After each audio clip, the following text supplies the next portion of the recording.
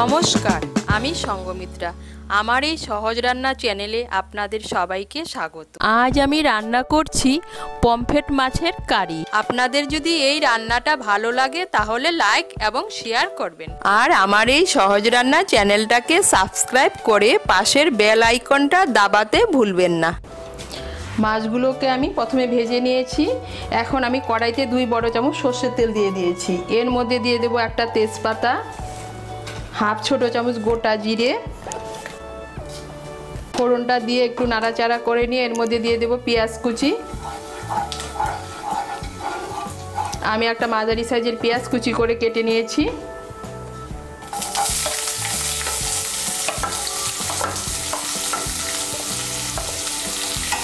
পেঁয়াজ কুচিটাকে লাল করে ভেজে নেব। পেঁয়াজ কুচিটাকে লাল করে ভেজে নিয়েছি। এখন এর মধ্যে দিয়ে দেবো আদা বাটা, কাঁচা লঙ্কা বাটা আর রসুন বাটা।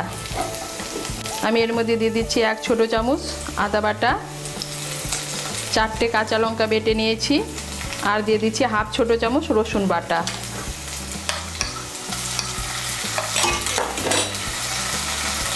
আদা বাটা, রসুন বাটার কাঁচা লঙ্কা বাটাটাকে তেলের সঙ্গে ভালো করে মিশিয়ে নেব।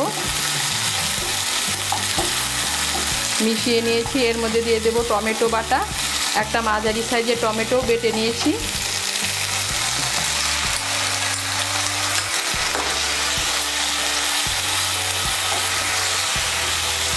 দিয়ে দেবো স্বাদ মতো নুন।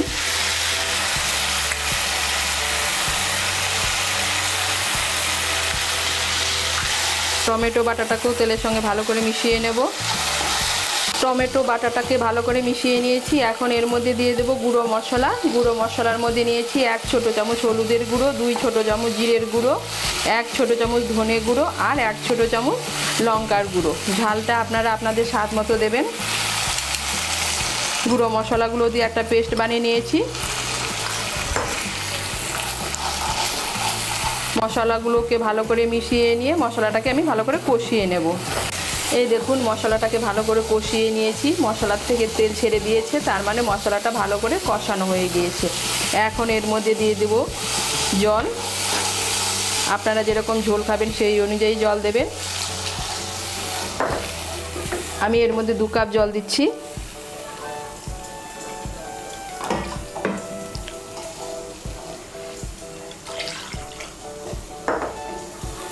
এখন ঝোলটাকে ফুটতে দেব। এই দেখুন, ঝোলটা ফুটে উঠেছে। এখন এর মধ্যে দিয়ে দেব ভেজে রাখা মাছগুলো।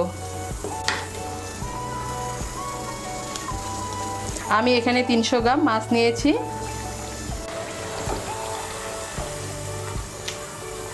মাছগুলোকে ঝোলের সঙ্গে ভালো করে মিশিয়ে নেব। মিশিয়ে নিয়ে আঁচটাকে মিডিয়াম করে 5-6 মিনিটের জন্য ঢেকে দেব।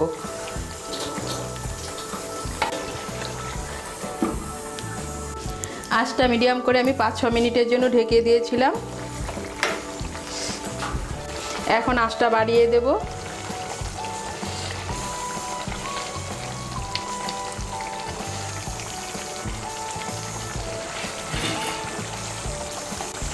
বাড়িয়ে দিয়ে মাছগুলোকে একটু উল্টে দেব।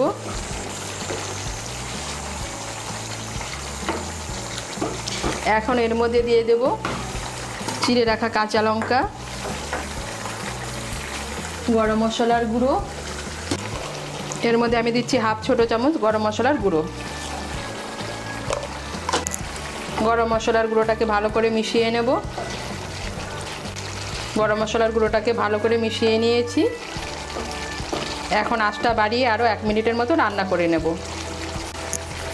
আঁচটা বাড়িয়ে আরও 1 মিনিটের মতো রান্না করে নিয়েছি। আর আমার তৈরি হয়ে গেল পমফ্রেট মাছের কারি।